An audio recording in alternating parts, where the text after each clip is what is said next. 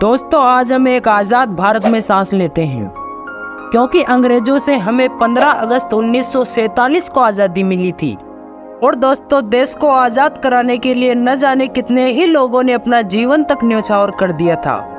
हाँ, लेकिन यहाँ भी आज़ादी के लिए लड़ने वाले खासकर दो अलग अलग विचारधाराओं में बटे हुए थे, जिनमें से एक तरफ तो वो लोग थे जो कि आज़ादी को अपनी ताकत के दम पर छीनना चाहते थे, तो वहीं पर कुछ लोग शांतिपूर्वक अहिंसा के मार्ग पर चलते हुए आज़ादी को हासिल करना चाहते थे। और दोस्तों, इन्हीं अहिंसकवादी लोगों में से एक थे राष्ट्रपिता कहे जाने वाले मोहनदास करमचंद गांधी, जिन्हें हम सब आमतौर पर महात्मा गांधी के नाम से जानते हैं।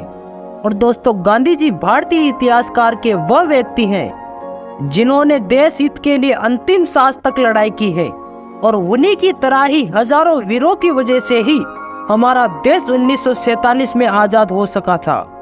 तो दोस्तों, आज हम इस वीडियो में भारत के सबसे लोकप्रिय लोगों में से एक महात्मा गांधी के जीवन के बारे में जानेंगे कि आखिर किस तरह से अहिंसा के मार्ग पर चलने वाले गांधी जी ने अंग्रेजी हुकूमत को हिलाकर रख दिया था।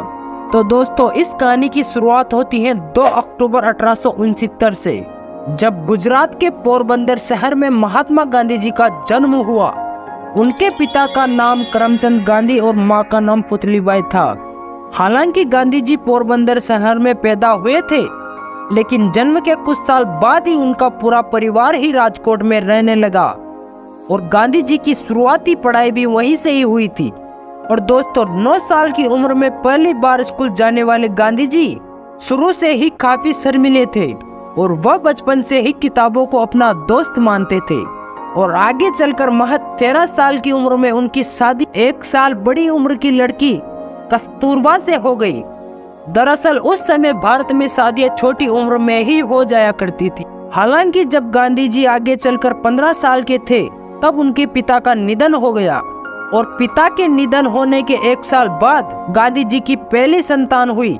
लेकिन दुर्भाग्य से जन्म के कुछ समय बाद ही उस बच्चे की मृत्यु हो गई, और इस तरह गांधी जी के ऊपर मानो दुखों का पहाड़ टूट पड़ा। हालांकि इन कठिन परिस्थितियों में भी गांधी जी ने खुद को संभाला, और फिर 1887 में अहमदाबाद से उन्होंने हाई स्कूल की पढ़ाई पूरी की, और फिर आगे चलकर कॉलेज की पढ़ाई करने के बाद से माओजी दुबे जोशी की सलाह पर गांधी जी ने लंदन जाकर लॉ की पढ़ाई की, और उसके बाद 1888 ईस्वी में गांधी जी दूसरी बार पिता बने। और इसी वजह से उनकी मां नहीं चाहती थी कि वह अपने परिवार को छोड़कर कहीं दूर जाए, लेकिन कैसे भी करके उन्होंने अपनी मां को मनाया, और फिर 4 सितंबर 1888 को वो पढ़ाई करने के लिए लंदन चले गए, और फिर 1891 में अपनी पढ़ाई पूरी करके वो अपने वतन वापस आ गए। हालांकि विदेश जाकर पढ़ाई करने के बावजूद भी उन्हें भारत में नौकरी के लिए भागा दौड़ी करनी पड़ी, और फिर 1893 ईस्वी में दादा अब्दुल्ला नाम की एक भारतीय कंपनी में उन्हें एक नौकरी मिली, लेकिन उस नौकरी के लिए भी उन्हें साउथ अफ्रीका जाना पड़ा था। और दोस्तों, साउथ अफ्रीका में बिताए गए साल गांधी जी के सबसे कठिन समय में से एक था, क्योंकि वहां पर उन्हें भेदभाव का काफी सामना करना पड़ा था। हालांकि इन भेदभावों ने उन्हें इतना सक्षम बना दिया कि वह लड़ने के लिए पूरी तरह से तैयार रहते थे। और दोस्तों, यूं तो गांधी जी को 1 साल के लिए ही साउथ अफ्रीका भेजा गया था, और वहां रह रहे भारतीयों और आम लोगों के लिए वो अगले 20 साल तक लड़ते रहे। और इसी दौरान उन्होंने नटाल इंडियन कांग्रेस की स्थापना की। और दोस्तों, अफ्रीका में रहते हुए गांधी जी ने निडर सिविल राइट एक्टिविस्ट के रूप में अपनी खुद की पहचान बना ली थी। फिर गोपाल कृष्ण गोखले, जो कि इंडियन नेशनल कांग्रेस के एक सीनियर लीडर थे, उन्होंने गांधी जी से भारत वापस आकर अपने देश को आजाद कराने के लिए लोगों की मदद करने की बात कही। और फिर इस तरह से 1915 ईस्वी में गांधी जी भारत वापस आ गए, और यहाँ आकर उन्होंने इंडियन नेशनल कांग्रेस ज्वाइन करके भारत की आजादी में अपना सहयोग शुरू कर दिया। और दोस्तों, भारत के अंतर्मज कुछ सालों में ही वह लोगों के चहीते बन गए, और फिर अहिंसा के मार्ग पर चलते हुए उन्होंने भारत के लोगों में एकता की गांठ बांध दी। यहाँ तक उन्होंने अलग अलग जात व धर्मों के लोगों को भी एक साथ लाने का काम किया, और दोस्तों 1922 में गांधी जी ने असहयोग आंदोलन चलाया, जिसके तहत अंग्रेजी चीजों का इस्तेमाल भारतीय लोगों ने बंद ही कर दिया था। और जब यह आंदोलन काफी सफल साबित हो रहा था, तब महात्मा गांधी जी को 1922 में 2 साल के लिए जेल भेज दिया गया।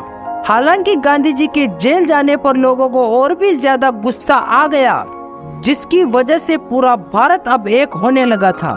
और फिर इसी घड़ी में मार्च 1930 में दांडी यात्रा को भी अंजाम दिया गया, जिसमें कि 60,000 लोगों की गिरफ्तारी हुई। और फिर इसी तरह से आगे भी गांधी जी के नेतृत्व में क्विट इंडिया मूवमेंट की तरह ही आगे भी और भी आंदोलनों को अंजाम दिया जाता रहा।